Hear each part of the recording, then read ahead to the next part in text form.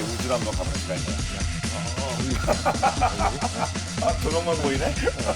유니트럴 사이언스의 신비한 만남 본게임 오늘도 본명으로 곧장 진격해보도록 하겠습니다. 안녕하세요. 저희는 본게임 2의 지입니다. 오늘의 주제 영상을 통해서 먼저 확인하겠습니다.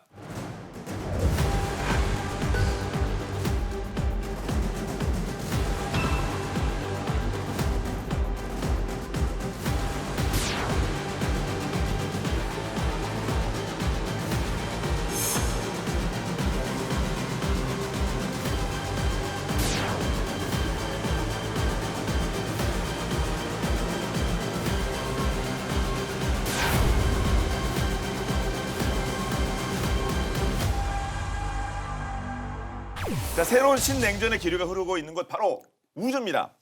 이미 러시아는 국제우주정거장 프로젝트에서 탈퇴하겠다고 발표를 했고요. 그래서 20여 년간 유지되었던 미러 우주 협력은 이제 끝났습니다. 대신 중러가 함께 우주 개발에 박차를 가할 예정이라고 하는데요. 자, 이미 미국과 중국을 중심으로 해서 우주 패권 경쟁이 아주 뜨겁습니다. 실제로 그 전문가들의 손꼽기를 육지, 바다, 하늘, 그다음에 그 위에 자, 우주, 이게 바로 군사지역 군사 작전적이 된다고 그렇게 얘기를 하네요. 그렇습니다. 지금 이제 우리 군사에서 이제 5개 전장 얘기를 해요. 육해공, 예. 그다음에 사이버. 사이버가 있군요. 그리고 우주. 예. 이렇게 이제 얘기를 하는데요. 미래학자 중에 조지프 프리더만이라는 분이 뭐라고 그랬냐면 제3차 세계대전은 우주에서 일어날 수 있다. 이런 얘기를 했어요. 앞으로 모든 전쟁은 우주에서 시작될 것이다. 이런 표현이 있는데 저는 정말 그게 너무 맞는 표현 같아요. 우주에 모든 게 있지 않습니까? 정찰위성 감시하는 거, 우리 자동차까지 다 의존한 GPS. 거기부터 때리면서 그렇죠. 시작하겠군요, 이제는. 예. 그래서. 그러니까 원래 전쟁이라는 게 그렇잖아요. 적국의 가장 중요한 거, 네. 취약한 거, 거기를 때렸을 경우 지통신망이 마비되고 뭐 이런 걸 노리지 않습니까? 그전엔 땅 위에 주로 있었지만 이제는 우주에 있는 거죠. 그게. 그래서 이제 미국을 비롯한 전 세계 강국들이 다 이제 우주의 군사적 활용에 지금 상당히 매진을 하고 있는 이제 그런 상황인데 자타공인 최고 강국은 역시 미국 아니겠습니까? 그래서 미국에서 여러 가지 이제 어떤 우주 무기죠, 일종의 우주 무기를 비밀리에 이제 개발해 왔는데 그 중에 가장 상징적인 존재가 X-37B라는 게 있어요. 그게 이제 그 무인 비밀 우주선인데요. 얼핏 보면 우주 왕복선처럼 보이기도 하죠. 그러게요. 근데 이게 보면 사람이 안 타기 때문에 여기 뭐 이제 조종석이라든지 이런 것들이 없지 않습니까? 지금 무인이에요? 무인입니다. 그래서 와. 비밀 무인 우주선이라고 불리는 거고요. 최근에, 그러니까 지난해 11월에 이제 복귀를 했는데 무려 얼마 만에 복귀했냐? 2년 6개월 만에 복귀를 했어요. 유인이면 생각하기 좀 어렵죠. 사람이 탔으면. 유인이면은 뭐요? 공상과학 영화에서나 가능하지 사실은 그렇게 오래 우주 공간에 있을 수가 없는 건데 2020년 5월에 발사된 뒤에 무려 908일 동안 우주에서 이제 교도 비행을 하면서 최장 채공 신기록을 이제 세우고 복귀를 했는데 이게 처음이 아니고 6번째였다고 합니다. 그래서 2010년 4월에 처음으로 발사된 이후에 계속 우주에서의 그 치료 시간을 늘려가는 이제 그런 상황입니다. 이게 이제 비밀 무인 우주선. 생긴 것도 여기 무슨 뭐 물고기 비늘처럼 뭐 시꺼먼 거 달렸고 좀 묘한데 이게 도대체 뭡니까 그럼 정확하게 얘가 비밀 무인 우주선? 저거는 과학계에서도 상당히 미스터리 중에 하나입니다. 정확한 이유를 모르기 때문에. 어떤 게요? 이거 색깔 까만 거? 이 우주선 자체가요. 이 존재가 존재가 뭘 하는지도 잘 모르고요. 그러니까 과학계에서도 쟤는 뭘 하는 기체냐. 한 번 나가면 뭐 기본적으로 1년, 2년씩 있기 때문에 그래서 이제 과학계에서도 설왕설래하는 그런 좀 신비한 기체예요. 일단 요거는 이제 태양광 동력이고요. 태양광 동력이고 원격 조종 이거 무인이죠. 크기는 전장 9m, 날개 4.5m. 그래서 날개가 좀 작고 근데 우주 왕복선하고 비슷하지만 우주 왕복선보다 훨씬 작습니다. 우주 왕복선 한 4분의 1 정도 크기이고 지금까지 6번 임무를 수행을 했는데 지구 궤도에 떠서 비행한 시간이 이제 3,774일이니까 10년이 넘고요. 13억 마일 넘게 비행을 했고 근데 뭘 하고 있는지 잘 모른다. 그동안. 비밀이 그래도 비밀이에요. 존재가 비밀이 아니라 존재는 얘가 뭐 하는 알려져 앤지가 있어요. 비밀이군요, 솔직히. 존재는 누구나 아는데 그래서 미군은 이제 임무를 계속 비밀에 붙여왔다가 이번에 공개를 한 게 뭐였냐면 우주 방사선에 노출된 씨앗의 변화라든가 태양열의 극초단파 에너지 전환 실험 같은 걸 수행을 했다. 이걸 이제 미 항공우주국 나사의 연구 자료로 활용할 계획이라고 얘기를 하는데 저것을 10년을 떼어놓고 거기에서 씨앗의 변화나 극초단파 에너지 전환 실험 같은 것만 하고 있을 리가 없죠. 예, 그걸 왜 군인이 하냐고요? 예, 전혀 상관도 없는 얘기라서 예. 과학 실험 일부 할지 모르나 아무래도 그 비밀 임무, 군사적인 비밀 임무가 아니겠느냐 이렇게 생각할 수밖에 없습니다. 그래서 이제 전문가들이 예상하는 건 이제 X-37B가 적국의 위성 감시. 아, 역시 우주에서 그냥 하는군요. 그렇죠. 예. 또 이제 추적하는 거, 그다음에 필요할 경우 파괴하는 거. 뭐 이제 그러한 임무와 임무를 갖고 있고 또 그런 능력도 갖추고 있는 거 아니냐 그렇게들 추측을 많이 하고 있어요. 여기서 보시면 재미있는 게 영어 옆에 써 있는 게 USAF 이게 이제 미 공군 아닙니까? 그 옆에 뭐가 보입니까? 보잉. 예, 보잉사가 보이죠. 예. 그러니까 보잉이 이제 같이 개발하는 거예요, 미 공군하고. 그리고 이 기체 이 소속이 또 미 우주군입니다. 실제로는 군사적인 용도가 굉장히 많을 것이다. 근데 그 웬만하면 공개되는 그 미국에서조차 벌써 10년 넘게 구체적으로 확인된 게 없잖아요. 그 비밀 유지된다는 것 자체가 매우 이례적이죠, 사실. 일단 그러면 이게 막 우리 한국에는 위협되지 않을 거니까 중국, 러시아 이쪽은 엄청 불안할 거 아닙니까? 중국 같은 경우도 이제 굉장히 심각하게 보고 있고요. 그래서 작년 22년 8월에 고비 사막의 주치안 우주센터에서 역시 임무와 성능이 모두 비밀에 쌓인 우주선을 하나 창정 2F 로켓에 실려서 발사를 했습니다. 전문가들은 이 우주선을 중국이 개발 중인 그 작전용 무인 우주 비행체로 짐작을 하고 있는데요.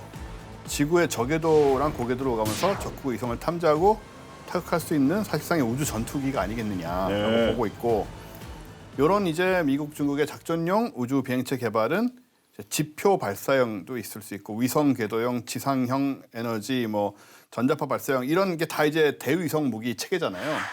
그런 체계들보다 또 한 발짝 앞서 있는 직접 위성에 가서 밑에서 쏘거나 하는 게 아니라 직접 위성에 가서 뭘 하겠다라는 좀 이런 좀 의도가 보이는 그런 건데, 깨름칙한 거는 역시 어느 국가도 이걸 공식화하지 않고 있다. 이 강대국들은 이미 서로 간에 이제 이런 활동들을 통해서 우주에서 우리 생각보다 훨씬 더 심각한 경쟁을 벌이고 있는 게 아닌가 이런 생각도 들죠. 근데 사실 우주군 뭐 미국도 그렇고 하여튼 우주군이라는 게 실제로 있잖아요. 또 편성은. 그렇죠. 예, 이제 웬만한 강대국들은 다 예. 우주군을 정식 편제로 해서 만들어 놓고 있는데 그 첫 번째 타자가 러시아입니다. 러시아가 이제 2015년에 공군과 항공우주방위군을 합친 항공우주군을 이제 창설을 했고요. 그 이듬해 이제 중국이 그 군사우주 전략을 주관하는 전략지원군이라는 걸 이제 만들었어요.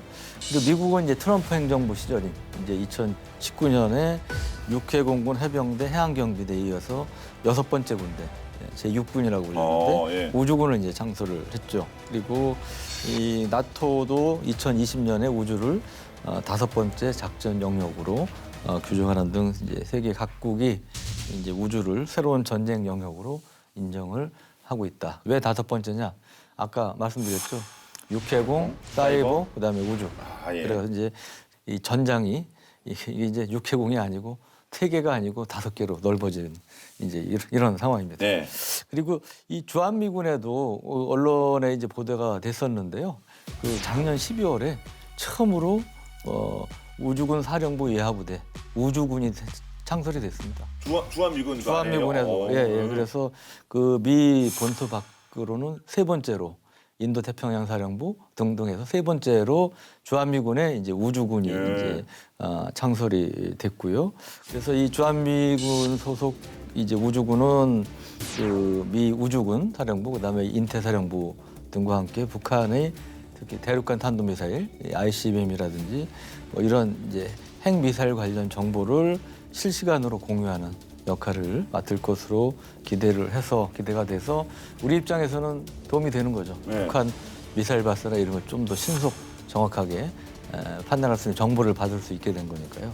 근데 이제 미국이 이런 우주군을 주한미군에도 우선적으로 만든 것은 결국 북한 견제만 있는 게 아니고 이제 중국에 대한 견제 의도도 있다고 볼 수가 있겠습니다. 네. 미국의 클래스가 좀 남다른 점이 있다면 우주 전담의 특수부대도 있다는 거죠. 아 스페셜 포스가 거 있어요? 네. 이 스페이스 델타 18이라고 하는 아 그것도 델타가 붙는군요. 예, 뭐 델타 포스 비슷하게 네, 그러게요. 예, 그런 팀인데요. 이 부대는 이제 위성과 탐사선 우주 왕복선 관련된 위협을 식별하는 게 주 임무죠. 그래서 예를 들어서 미국이 보유하는 우주 자산을 뭐 누가 물리적으로 파괴하거나 아니면 뭐 통신 방해 이런 것들로 운영을 방해하는 행위를 찾아내서 대응하겠다. 예. 이런 특수부대입니다. 그렇군요. 그런 만큼 이제 반대로 위성을 먼저 잡고자 하는 그 노력도 많을 거 아닙니까? 위성 뭐 1번 뭐 타겟이 되기도 하겠죠. 그렇죠. 그래서 아까 이제 모든 네. 전쟁은 우주에서 시작될 것이다. 이제 뭐 그런 얘기가 나온 건데 이제 머지않은 장래에 대위성 공격, 대위성. 예. 공격 위성을 잡는 이것도 작전도 우주군이 시행할 가능성이 많다는데 실제로 이 관련된 기술은 어느 정도 초보적인 수준이 개발된 거는 꽤 오래됐어요. 한 40-50년 전부터 그래요? 관련된 기술이 이제 개발이 되고 예. 계속 업그레이드가 되고 있는 상황인데 우리 전에 이제 레이저 무기 다룰 때 얘기를 했었죠. 1970년대에 러시아가 지상에서 발사되는 레이저 광선으로 미국의 정찰 위성을 공격한 적이 여러 번 있습니다. 그래서 완전히 파괴는 못하더라도 좀 기능을 저하시키는 어떤 때는 마비시키는 이제 그런 경우도 있었다고 그러고요. 1980년대, 85년에는 뭔 일이 있었냐면 미국이 전투기에서 위성 요격 미사일을 발사해서 위성을 격추한 적이 있는데 우리 F-15 전투기에서 ASAT라는 ASM 정신명칭 135라는 불리는 미사일로 미국이 자국 위성인 P-78-1을 요격하는 데 또 성공하기도 했죠.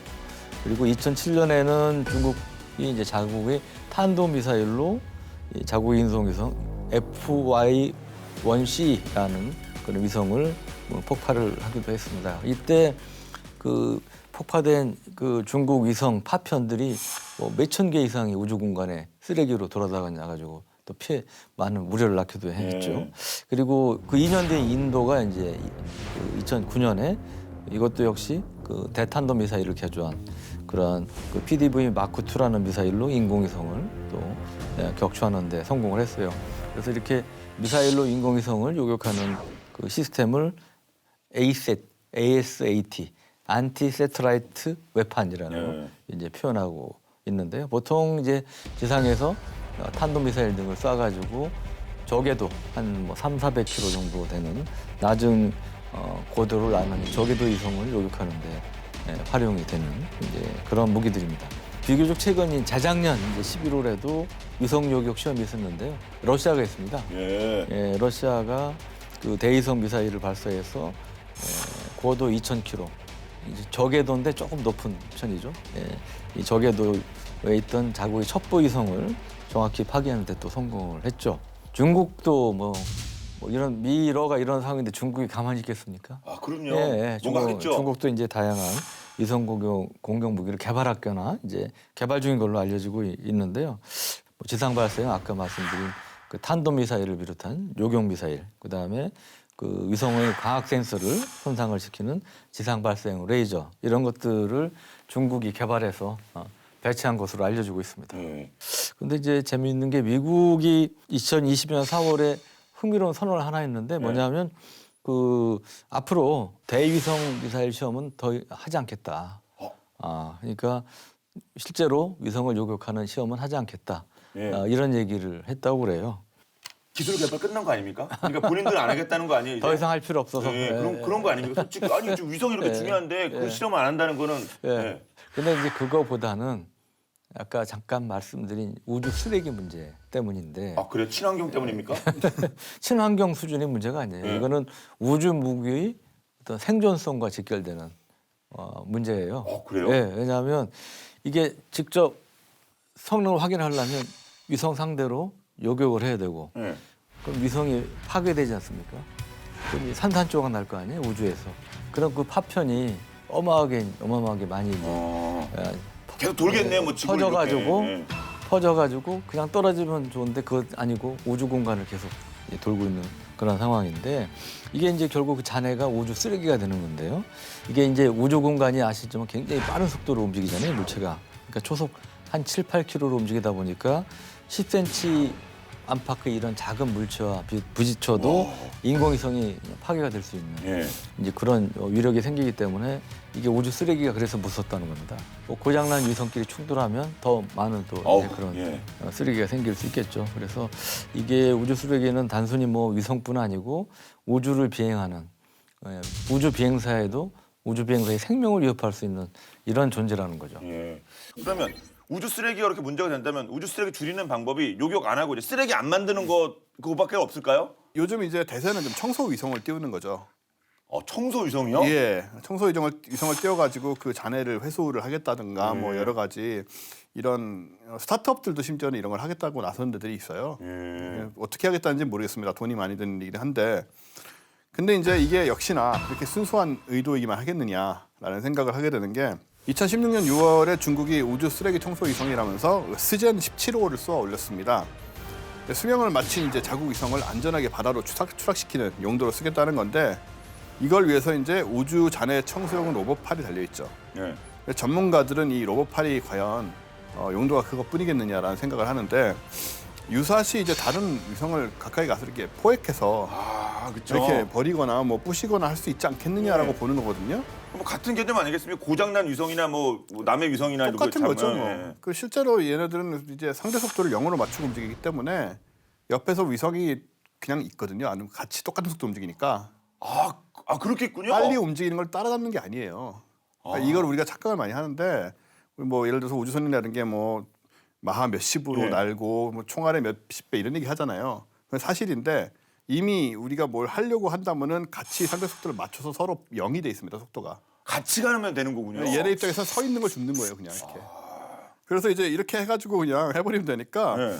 그런 의심을 할 수밖에 없고, 또 중국의 이제 우주정거장 텐궁이라고 있는데 거기에 이제 핵심 모듈이 텐허라는 거거든요.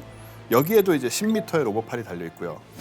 요거는 20톤 물체를 잡아서 움직일 수 있는 그런 힘을 갖고 있습니다. 지금 이제 목적은 우주정거장 자기네 이제 텐궁 우주정거장에 접근하는 우주선의 도킹을 보조하겠다라고 주장하고 있지만, 역시 다른 나라의 인공위성을 때리든가 뭐 집어 던지든가 찌그러뜨리든가 하는 용도로 충분히 쓸 수 있다. 그렇겠네요. 예, 그런 거고요. 실제로 이 우주 쓰레기 청소 위성 스젠 17호보다 최신형인 이제 스젠 21호. 스젠 21호가 작년 2022년에 자국의 그 고장난 위성인 베이두2 항법 시스템을 로봇팔로 낚아채가지고 예. 위성의 무덤 궤도로 추락시키는 실험에 성공을 했거든요. 중국이 이제 이런 실험들에 성공하니까 미국이 긴장을 하게 되죠. 그렇겠네요. 예, 그래서 잠재적으로 미국 우주 탐사선을 격추할 수 있는 능력이 분명히 있다라고 보고, 미 상원의 군사위원회에서도 대응책 마련을 촉구할 정도인데, 그래서 이제 중국은 사실상 위성 무기를 배치했다라고 볼 수 있고, 한편 아까 봤지만은 중국이나 러시아는 X-37B가 미국이 만들어 놓은 위성 관련 혹은 우주 관련 무기가 아니냐 하면서 서로 이제 비밀리에 뭐 이렇게 대충 하면서 의심을 하고 있는 그런 상황이죠. 그렇군요. 중국의 뭐 소위 우주 굴기가 엄청난데요. 미국은 뭐 어떤 대응책을 지금 펼치고 있을까요? 그래서 미국이 이제 야심차게 꺼낸 히든 카드가 바로 달 순찰인데요. 달 순찰이요? 예, 좀 재밌는데, 그러니까 쉽게 얘기하면 우주군의 작전 영역을 이 지구에서 그치지 않고 예. 이 달까지 이제 확대하겠다는 이제 예. 그런 건데, 지금까지 이 우주 임무는 지상에서 22,000마일, 약 36,000km. 36,000km가 이제 정지 위성의 고도입니다.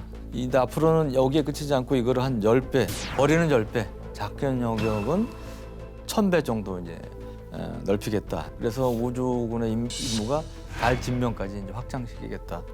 이제 그런 얘기입니다. 달이 38만 킬로 떨어져 있는데 이 사이에 강력한 성능의 망원경을 탑재한 일종의 순찰 위성을 이제 발사할 계획이라고 하는데요. 초반에는 이게 달 고속도로 순찰 시스템이라고 이제 이라는 명칭인데 정식이 이걸 영어 약자로 하면 이제 칩스가 됩니다. CHPS. 그때 이제 이 명칭이 다시 오라클로 이제 바뀌었다고 그래요. 그래서 미 공군하고 민간 기업이 같이 이제 오라클 위성을 개발하게 되는데 2025년, 그러니까 얼마 안 남았습니다. 2년 됩니다. 발사가 돼서 2년간 달 궤도에서 이제 테스트 주행을 할 예정이라고 합니다. 달 궤도 순찰 아니 이게 어떻게 연결되는 겁니까? 달 순찰이 왜 그 카운터 카드가 되는 거죠? 이게 미 우주군이 뭘 하겠다는 거냐면, 달과 지구 사이에서 일종의 그 경찰 역할을 하겠다는 거거든요. 그쪽은 그 같은 예. 경찰 좋아하죠. 예. 왜냐하면 일단은 달로 향하는 우주선이 많아지고 있고요. 예. 지금 계속 늘어나고 있죠. 우리도 보낸다 이런 얘기도 하니까.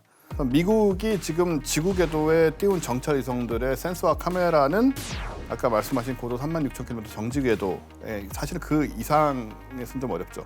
그 정도 높이에 띄워놓고 아래쪽 지구를 보는 거거든요. 위성 요격 실험 같은 건 다 그 밑에서 벌어지니까 뭐 이렇게 36,000km를 넘어서 하는 일은 없으니까 다 볼 수가 있습니다. 근데 문제는 이제 다른 나라에서 달이나 달 쪽에 가까운 쪽 멀리 배치하는 물체들이 있을 수 있는데 예를 들어서 달에다 달궤도에 띄우는 뭐 우주정거장이라든가 기술적으로 얼마든지 가능하거든요. 그리고 뒤쪽 예. 그 정찰위성의 정지위성 뒤쪽 완전 사각이겠네요. 완전히 안 보이는 쪽이죠. 예. 지금 구조로는 이거를 이제 놓칠 수밖에 없기 때문에 만약에 이제 달 주위를 도는 다른 나라의 우주 물체가 방향을 돌려서 반대로 이제 정지 궤도에 있는 미국을 또 공격할 수도 있잖아요. 아 뒤통수 이거 완전 그렇죠. 이거 이게 그야말로 뒤통수 저격을 하는 셈이니까 그러니까요.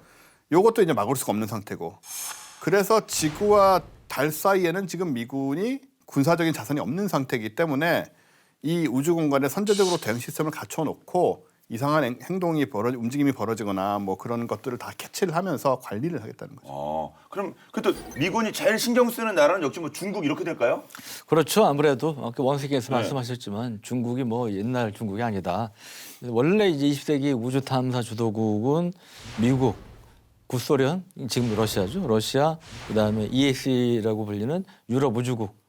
유럽연합 그쪽 예, 삼강 구도였는데 근데 이제 중국이 뭐 엄청난 투자를 하면서 지금 중국이 또 우주 굴기를 여러 해 전부터 부각시키고 있잖아요. 그래서 상황이 많이 달라졌다. 이제는 뭐 중국이 미국과 버금가거나 어떤 면에서 일본은 미국보다 앞서는 뭐 그런 수준으로 이제 우주 최강국 중의 하나로 이제 부각이 됐습니다. 2013년에 달에 무인 우주선을 착륙을 시켰고 2019년에는 그 세계에서 처음으로 지구에서는 보이지 않는 달의 뒷면에 그 무인 우주선 창호 4호를 이제 착륙시키는데 성공을 하기도 했죠. 그리고 2020년에는 달 토양 샘플을 채취하는데 이제 성공을 했었고요. 이 달에도 보면 이제 그 남북 지역에 물과 얼음이 일부 있는 것으로 확인이 돼서 아주 센세이션하는 그 관심을 끌기도 했었는데 이 남극 일부 지역을 선정을 하고 또 배타적 구역으로 주장을 할 가능성도 있다. 깃발 꽂고 여긴 내 거다. 그렇죠. 우주 개발에서도 이제 러시아하고 손을 잡았다고 해요. 그래서 2024년에 소행성 탐사를 위해서 이제 협력을 하기로 했고요. 그다음에 2035년에는 달에다가 이제 공동 연구 기지를 만들자. 뭐 이런 이제 구상도 가시화되고 있다는데, 근데 이 달 연구 기지 같은 경우는 원래 2035년인데 이거를 8년을 앞당겨서 2027년부터 하자. 뭐 이제 그런 얘기도 나오고 있다고. 예. 미국 대 뭐 중국 플러스 러시아. 이 정도면 뭐 우주 버전 뭐 신냉전 아닙니까? 그렇죠. 그래서 지금 미국도 우방국들하고 힘을 많이 모으고 있는데요. 우리나라 포함해서 우리 포함. 예. 한국, 영국, 캐나다 등 21개국이 13년간 117조 원을 투입하는 이제 아르테미스 계획. 지금 뭐 언론도 많이 나온 얘기입니다. 이제 초대형 우주 탐사 프로젝트고요. 우주 비행사가 이제 장기간 거주할 달 기지 그리고 우주 정거장 건설하고 그다음에 화성 유인 탐사까지 준비하는 게 이 프로젝트거든요. 국제적으로 이제 우주 탐사 관련돼서는 지금 굉장히 화제이고요. 이미 이제 시작이 됐죠. 첫 단계인 그 아르테미스 1의 일환으로 이제 작년 2022년 11월에 오리온 우주선을 실은 스페이스 론치 시스템 로켓이 발사가 됐고요. 여기에는 그 사람하고 비슷한 물질로 만든 마네킹을 태웠어요. 신체 반응 이런 걸 좀 보려는 거죠. 네. SLS 스페이스 론치 시스템, 이 SLS 로켓 발사 후 2시간이 지나고 나서 이제 오리온이 분리돼서 이렇게 우주선 얘가 달궤도로 향하게 되는 거죠. 1972년에 아폴로 17호 이후에 50여 년 만에 무인이긴 하지만 다시 이제 달로 향하는 막이 오르게 된 거고, 여기에 이제 우주 비행사 탑승이 가능한 유인형 우주선으로는 지구에서 가장 먼 거리인 그 26만 8천 마일, 이건 43만 2천 킬로미터니까 달보다 더 간 거죠. 지점까지 도달하는 기록을 세우기도 했습니다. 그리고 이제 25일 후에 임무를 다 마치고 안전하게 지구로 귀환을 했고요. 이 오리온은 음속의 32배, 마하 32, 시속 2만 5천 마일, 시속 4만 킬로미터입니다. 어마어마한 속도로 대기권에 진입을 했고요. 그런 다음에 이제 내려오면서는 밑에서부터 공기 저항 때문에 온도가 이제 2,800도까지 올라가거든요. 그걸 이제 다 버텨야 되죠. 예. 그리고는 이제 적정한 고도에 내려오면 낙하산을 펴고 이렇게 바다에 착륙하는 방식은 정석적인 방식입니다. 참고로 말하자면 옛날에 우리 이제 이소연 박사가 갔을 때 이소연 박사한테 직접 들은 얘기인데요. 이소연 박사가 갔을 때 이제 돌아올 때 이런 방식으로 돌아왔거든요. 예. 돌아오면서 그 안에서 밖을 그 열을 느끼는 게 어마어마하대요. 그렇죠. 2,800도라고 예. 하면 만약에 비슷하다면 안 느껴질 순 없잖아요. 예. 그죠? 그리고 밖에 정말 불길이 그 창문을 다 뒤덮는 그런 느낌의 어마어마한 중력 가속도에 정말 무시무시한 경험이라고 하더라고요. 어쨌든 이 2,800도를 견디고 이제 해수면에 도달을 이제 한 거고요. 이 오리온의 대기권 진입은 이번 임무 중에 가장 중요한 부분이었는데 왜냐하면 2024년 불과 이제 내년이네요, 내년에 이제 우주 비행사 4명이 실제로 탑승을 해서 달 궤도 유인 비행에 나설 생각이거든요. 착륙하는 건 아니고 아르테미스 2라고 하는데 이게 달 궤도까지 갔다 온다는 거죠. 그리고 그 다음해인 2025년에는 우주 비행사들이 실제로 달 남극에 내려서 6일 반 동안 체류한다. 이게 이제 아르테미스 3가 됩니다. 일단 첫 번째 단계가 성공적으로 마무리됐기 때문에 남은 일정도 아마 계속 순서대로 진행되지 않을까 싶어요. 예. 미국이 뭐 달 남극에서 며칠 체류까지 한다. 이 정도 계획을 진행하고 있으면 그래도 뭐 결국 미국이 제일 앞서고 있다. 그쪽 분야에서 뭐 그렇게 봐도 되는 겁니까?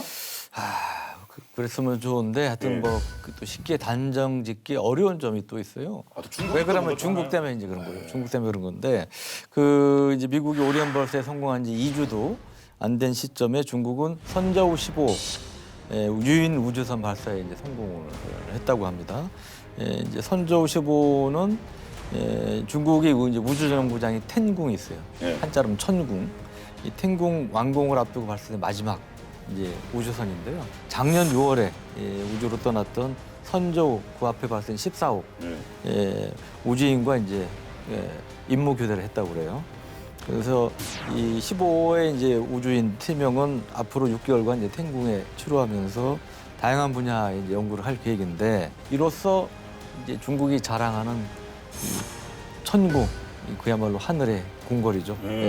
이 텐궁 건설이 사실상 그 마무리 단계에 접어들었다고 하고요.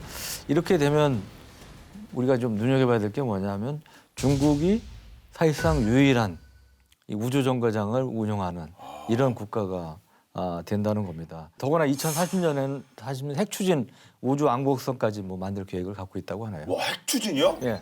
핵추진 우주왕복. 그런 것도 가능한 겁니까?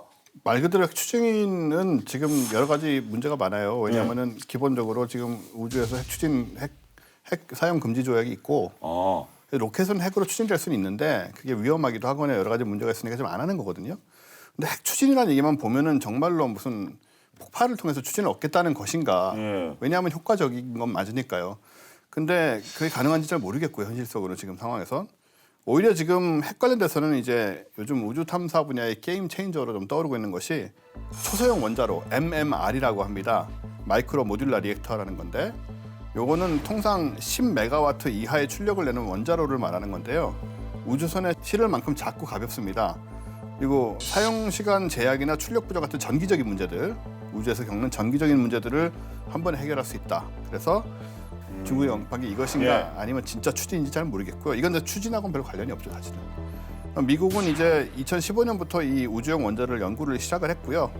2018년에 기초 기술 테스트에 성공을 했는데 이 MMR 킬로파워라는 이 원자로는 지름이 11cm, 높이 25cm 수준의 노심이 장착돼 있습니다. 거의 뭐 도시락통만한데요? 뭐 요만한 노심이 장착돼 있고. 그 조그만 게 그게 되는 거예요? 원자로가 요만한 거죠, 그러니까. 미터 단위가 아니고 센치라는 게 정말. 센치 단위로. 예. 근데 이게 이제 한 번 연료를 넣으면 최대 15년 동안 1에서 10kW의 전력을 계속 생산할 수가 있거든요. 그러니까 원자력의 그 효율은 엄청난 거죠. 그래서 여기는 이건 또 이제 별도의 순환 장치나 중력의 도움 없이 원자로 노심의 열을 전기로 바로 전달할 수 있는 그런 구조예요. 그래서 이제 일반 원자로하고는 좀 차이가 있습니다. 그리고 또 무중력이나 중력이 낮은 우주 공간에서도 열 전도도 잘 되고 구조적으로 이제 강제 순환 냉각 방식을 채택하는 기존 원자로보다 단순하고 생산 유지도 쉽다, 보수도 쉽다 이런 점에서 이제 여러 가지로 좀 좋죠. 그래서 우주용으로 아주 적합하다는 평가를 받고 있는 거고요. 그래서 나사는 이 킬러 파워의 기술을 기반으로 하는 이제 MMR을 2028년까지 달에 설치를 하겠다 이런 계획을 또 하고 있습니다. 근데 우리 또 뭐 핵 원자력 이거 뭐 발전 이것도 우리도 좀 한가닥 하지 않습니까? 우리나라도 여기들 필요할 것도 같은데요. 네, 사실은 한국원자력연구원도 한국형 발사체에 탑재할 수 있을 정도로 가벼운 우주 탐사용 MMR 열전도 관원자로 연구를 지금 진행을 하고 있고요. 원자력연구원이 개발하는 건 이제 출력 1kW급의 원자로인데 지름 3m, 높이 5m, 무게 1.2톤. 하지만 원자로 노심의 크기는 지름 30cm, 높이 30cm. 그러니까 우리 덕용 참치캔 있잖아요. 업소용 참치캔 이만한 거. 네, 그거랑 비슷하다 노심은. 이것도 이제 수명은 한 10년 정도로 생각을 하는데 우리나라에서도 이걸 아마 사용할 수 있지 않을까 생각을 해요. 알겠습니다. 1903년 첫 동력 비행으로 하늘을 나르는데 성공한 우리 인류가 불과 48년 후에 61년이죠. 첫 유인 우주 비행에 성공하고 8년 뒤에는 달 착륙까지 하게 됩니다. 와, 엄청났는데요. 근데 만약에 우주에 머물다가 돌아올 수 없는 상황이 되면 이거 진짜 끔찍한 상황인데 그런데 기구한 사연으로 10개월이 넘는 기간 동안 우주에 머물게 된 전설적인 인물이 있었다고 합니다. 어떤 이야기일지 본방자사에서 살펴보겠습니다.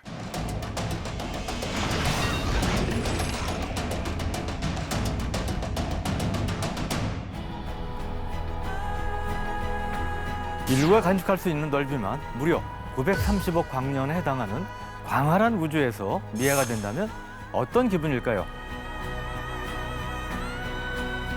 영화 속에서나 보던 우주는 신비하고 아름답겠지만 실제로 마주하는 우주는 산소도 중력도 없을 뿐더러 새까만 암흑으로 둘러싸여 있어 무척이나 고독하고 무서울 것 같은데요. 그런데 이 말도 안 되는 일을 실제로 경험했던 사람이 있습니다. 바로 세르게이 크리칼로프라는 우주 비행사인데요. 그는 대체 어쩌다 광활한 우주의 미아가 됐던 걸까요?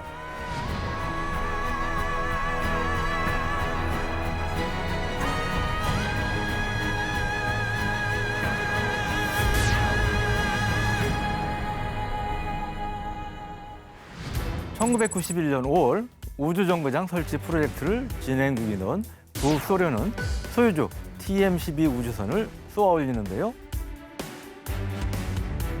여기엔 구소련의 우주비행사로 근무하고 있던 세르게이 크리칼로프와 아나톨리 아트 세바르스키, 영국 최초의 우주비행사 헬렌 샤먼이 함께 탑승했죠.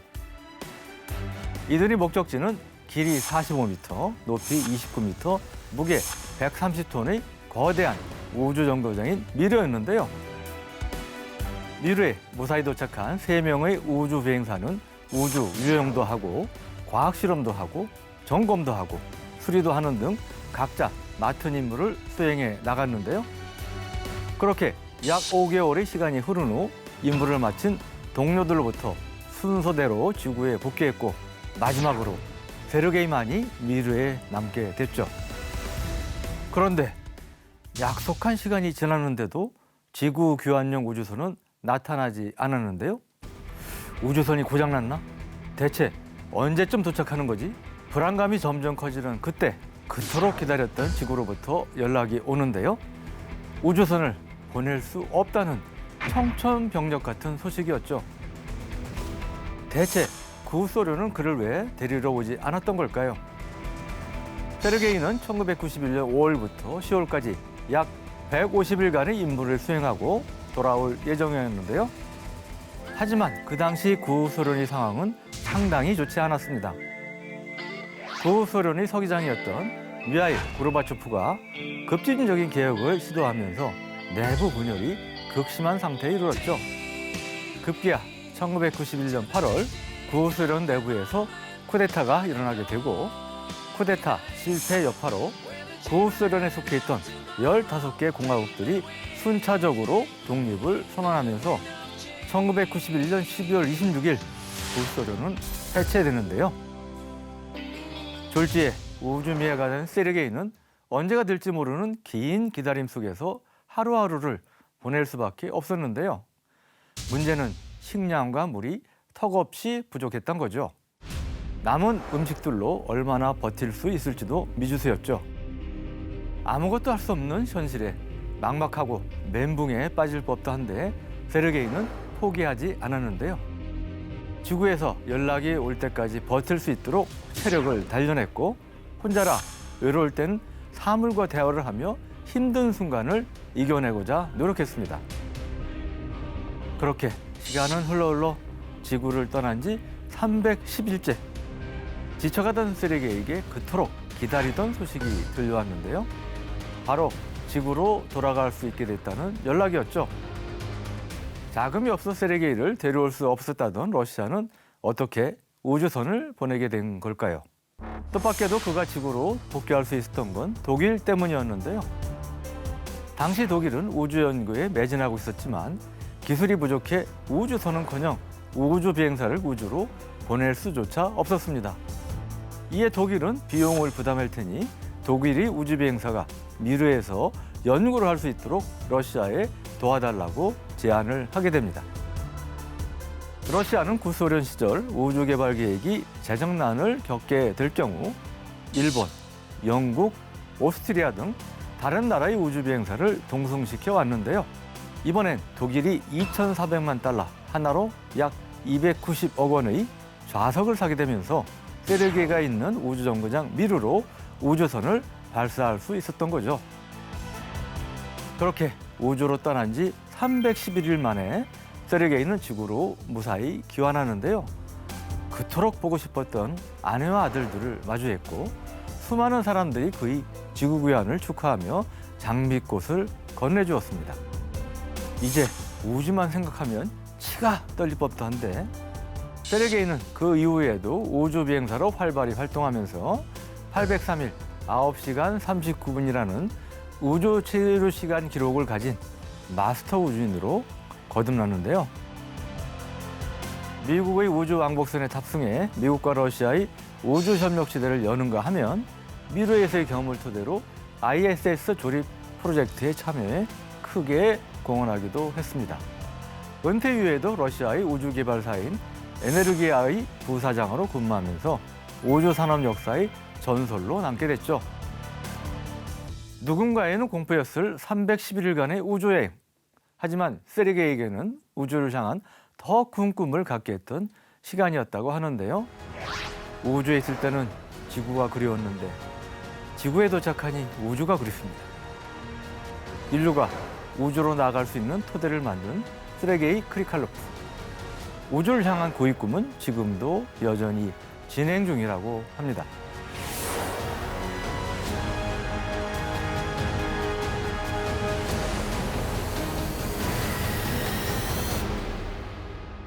정치적인 문제로 우주 미화가 됐는데 또 우여곡절 끝에 지구로 귀환하고 또다시 우주로 향하는 진정한 우주인인 세르게이 크리칼로프가 아닌가. 예. 그러니까 우주의 매력이 그만큼 대단한 거 아닌가 생각이 듭니다. 끊지를 못하니까요.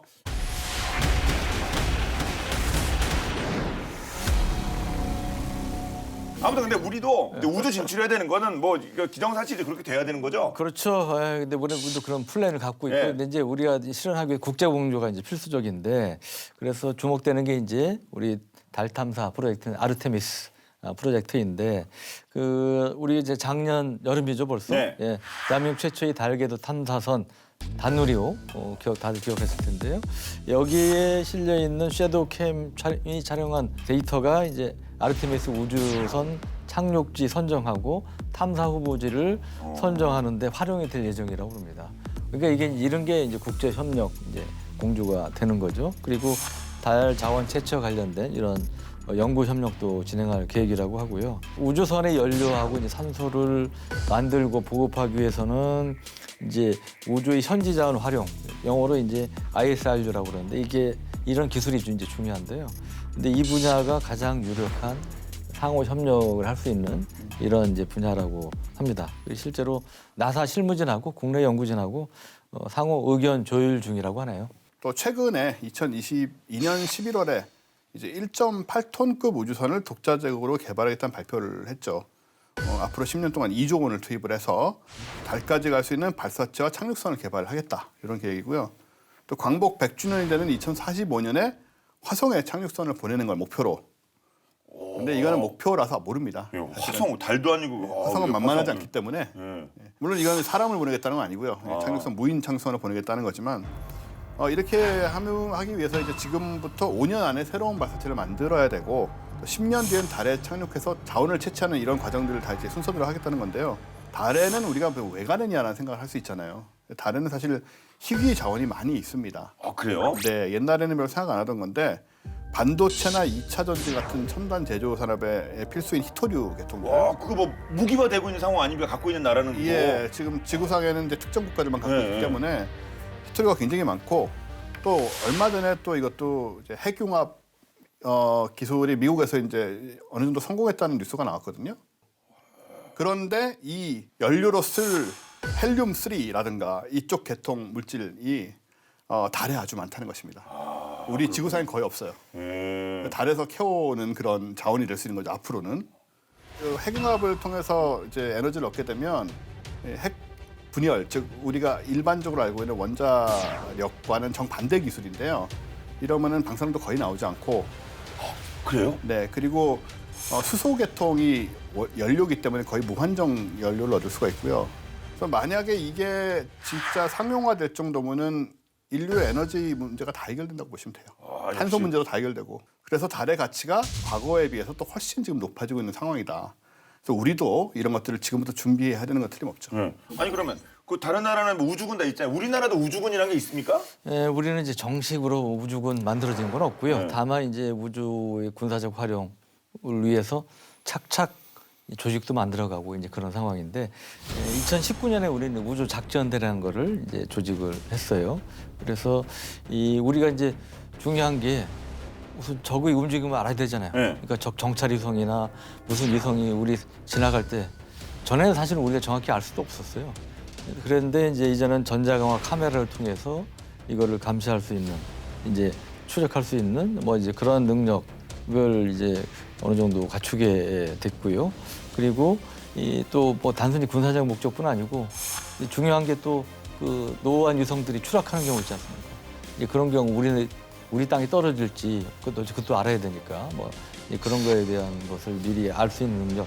이게 우주 영역 인식 임무라고 그러는데 이제 그런 능력을 계속 보강을 해왔고 작년 12월에는 이제 우주 작전 대대를 이제 출범을 시켰어요. 그래서 이게 이제 앞으로 우주 작전 임무 전반을 계획, 조정, 통제하는 것은 물론이고 앞으로 전력가들 군 정찰 위성 관제 임무도 이제 수행할 그렇게 예정으로 있습니다. 그리고 주한미군의 이제 우주군 구성군 사령부가 작년 12월에 만들어졌다고 그러지 않습니까? 그래서 여기와도 이제 유기적으로 협조해서 한미 연합 우주 작전 능력의 또한 이제 키워갈 그런 예정으로 있습니다. 우리가 이제 5대 강국으로 발돋움하기 위한 미래 우주 경제 로드맵이라는 것도 만들었는데 여기에는 이제 올해 중에 우주 항공청을 신설하고 그다음에 앞으로 한국형 GPS라고 불리는 KPS 위성도 개발합니다. 한국형 위성항법 시스템.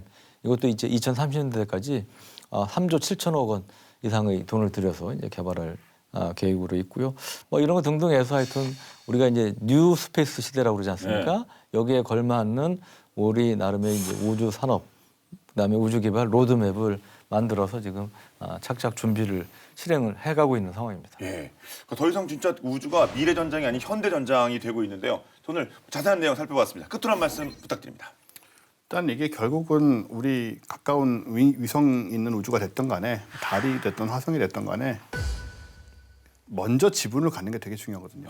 예. 이건 뭐 옛날 대항해 시대 이런 것처럼 먼저 지분을 가지려면 근데 기술이 있어야 됩니다. 큰 배를 만든 사람들이 대항으로 나갔듯이 그때 당시에만 해도 중세 뭐 초기를 때만 해도 큰 바다는 아예 몰랐어요. 사람들이 지중해가 중요한 큰 바다라고 생각을 했고 근데 결국은 기술을 가지고 먼저 움직인 사람들이 지분을 갖게 된 것이고 우주도 똑같다고 봅니다 지금. 결국은 그래서 우리가 뭐 우주 개발하고 이런 것들에 대해서 뭐 불필요하다는 얘기를 하는 사람들조차 있는데 장기적으로 보면 굉장히 중요한 부분이고 안보 측면에서도 너무 중요한 포인트라서 계속 열심히 우리 강해진 국력에 맞게 해나가야겠다 이런 생각 듭니다. 네. 누차 강조하지만 앞으로 모든 전쟁은 우주에서 시작될 것이다. 그 관점에서 접근하면 이게 모든 아까 말씀드린 그 우선순위라 이런 것들이 바뀔 겁니다. 보는 관점도 바뀔 것이고 하여튼 그런 자세로 접근할 필요가 있다 생각. 네. 자, 오늘 본 게임은 여기까지입니다. 본 게임은 국방TV 유튜브를 통해서 언제든지 시청하실 수 있으니까요. 많은 활용 부탁드리겠습니다. 다음 주 더욱더 화끈한 내용으로 돌아오겠습니다. 지금까지 저희는 본 게임 2의 MSG였습니다. 고맙습니다. 네. 아까 핵 분열, 융합 이게 반대인데 이게 기술이 이쪽으로 가는 거고 융합 쪽으로 가는 거고. 핵분열이 훨씬 쉬운 기술이었고요. 핵융합은 굉장히 어렵거든요. 굉장히 어려운데 몇십 년 동안 연구해가지고 지금 이제 시작의 그 실용성의 단초들이 보이기 시작하는 거예요.